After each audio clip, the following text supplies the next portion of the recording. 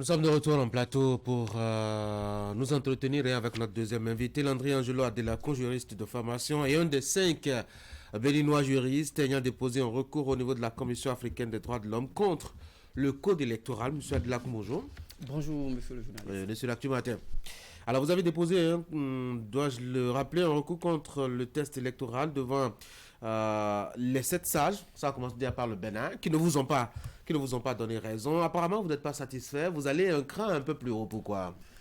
Ouais, c'est une évidence lorsque l'on saisit la juridiction de son pays pour faire porter un certain nombre d'allégations qui nous paraissent comme étant des contradictions avec la loi fondamentale et d'autres textes, notamment la Charte africaine des droits de l'homme et des peuples, et que l'on n'a pas eu gain de cause, ne serait-ce que sur les sujets qui ont été quand même évoqués et sur lesquels nous considérons que la Cour pouvait quand même se saisir ou se prononcer d'office.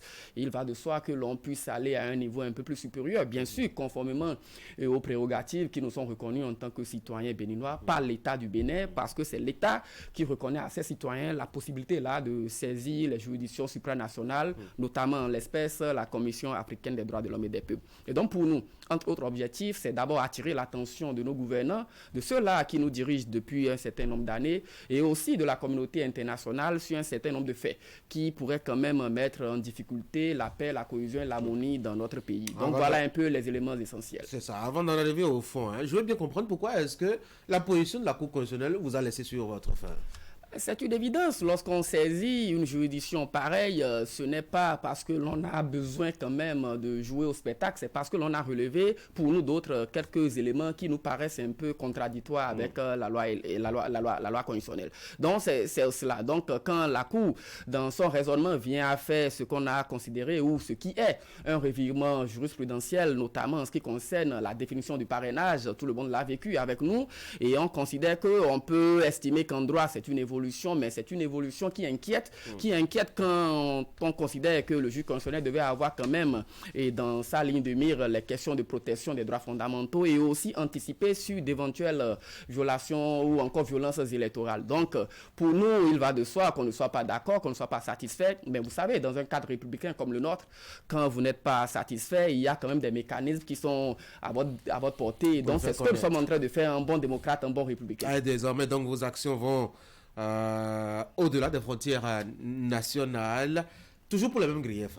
Absolument, toujours pour les mêmes griefs. Il n'y a pas à inventer. C'est ce sur quoi on ne s'est pas entendu avec nos juridictions ici. C'est pour cela que nous sommes allés au niveau international. Et je l'ai rappelé, c'est un droit, c'est consigné. Et donc, toutes les dispositions nous permettent de le faire et nous en sommes habitués. Ça fait quand même au moins 8 ans que nous y sommes. Et donc, ce n'est pas la première fois. Et d'ailleurs, ce n'est même pas le premier dossier devant la Commission africaine des droits de l'homme et des peuples. Donc, et nous espérons quand même que nos autorités puissent quand même prendre conscience de ce qui est fait. Les autorités n'ont même pas besoin d'attendre le verdict de la Commission avant quand même de pouvoir faire l'essentiel. Dès lors qu'elles ont l'information, nous considérons qu'elles peuvent déjà agir. Puisque ce qui nous intéresse, c'est la finalité. Ce n'est pas ce que dira la Commission en réalité qui nous intéresse, mais c'est l'opération de correction qui sera faite par notre État qui nous intéresse afin de nous éviter ce que nous avons constaté en 2019 et notamment en 2021. Alors vous avez beaucoup insisté en tout cas sur ces différents aspects du code électoral. Finalement, certains en tout cas qui ne comprennent pas votre insistance là-dessus parlent d'acharnement quand même sur un code qui, faut-il le rappeler, a été voté par un parlement et puis devant la Cour constitutionnelle a quand même eu un certain nombre de recours qui ont été évacués à ce propos. Donc si vous insistez, c'est que quelque part on peut s'en inquiéter, non ? Oui, bien sûr, on peut s'en inquiéter et s'inquiéter. Pourquoi? On doit pouvoir s'inquiéter pour dire, mais si les gens s'insistent, c'est qu'ils sont en train de voir certainement un danger venir.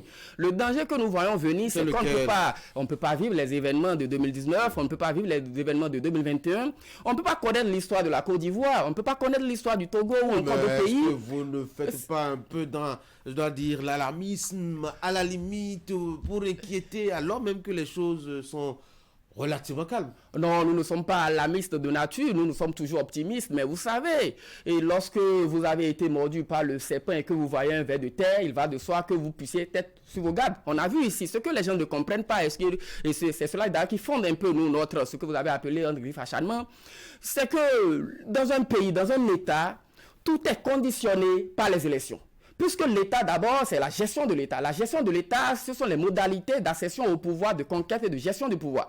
Et donc, dès lors que le climat politique devient délétère, celui qui va librement à son travail, celui qui n'a rien à foutre avec les acteurs politiques et qui est dans son quartier, qui est mécanicien, peut également payer ce qu'il n'a pas acheté, comme on le dit dans nos langues. Donc, nous estimons que la meilleure façon pour nous de jouir des droits qui nous sont reconnus en tant qu'humains, c'est d'avoir un climat social, un climat politique stable. Vous l'avez vu, des gens sont pris des balles, des gens sont morts alors qu'ils n'étaient pas dans les manifestations en 2019.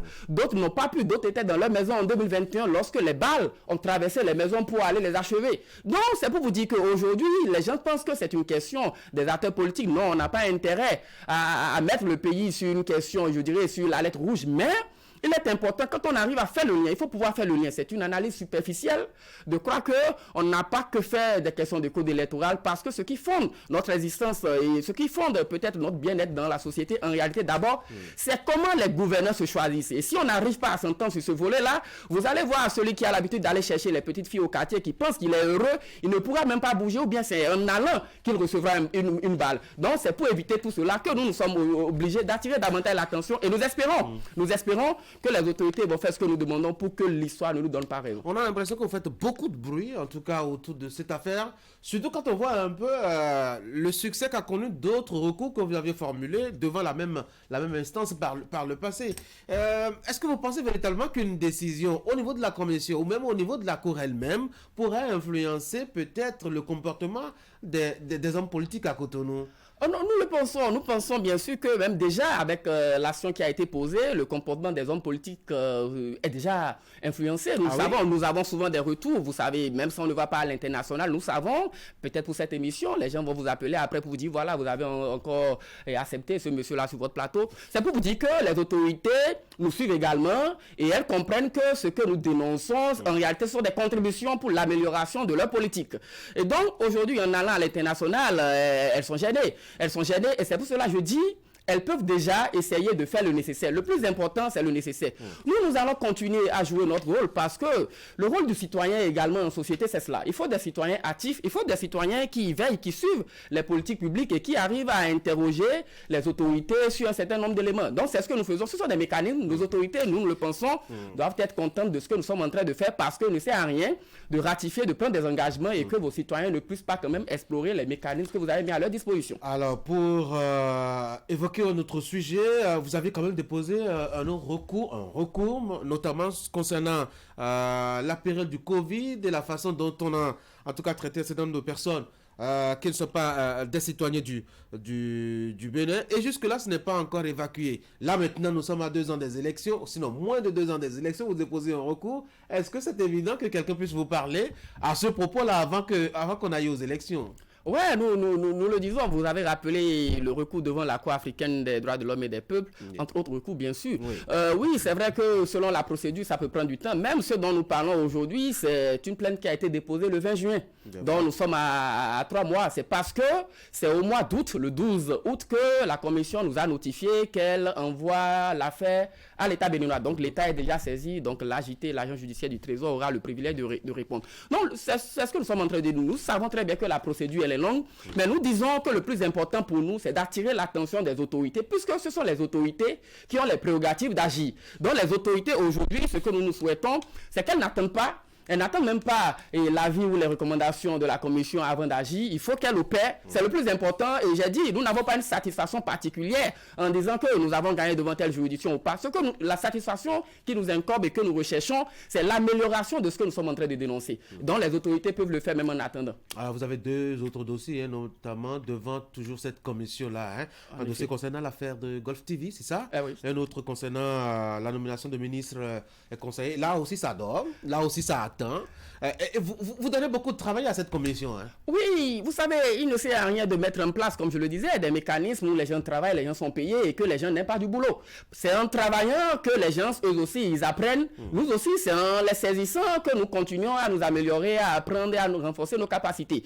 Et donc, sur l'affaire de Golf TV, nous avons notamment évoqué les questions de liberté de presse et de droit à l'information. On ne peut pas quand même suspendre un organe jusqu'à nouvel ordre, bien sûr, vous entendez, jusqu'à nouvel ordre. Et nous avons dépassé 1 an. Donc, depuis décembre, notamment le 29 décembre 2023, la Cour africaine a été saisie. Et cette affaire également, la Cour l'a déjà transmise à l'État béninois qui a déjà pris connaissance de l'affaire. L'État a 60 jours, tout comme dans le cas du code électoral, pour répondre.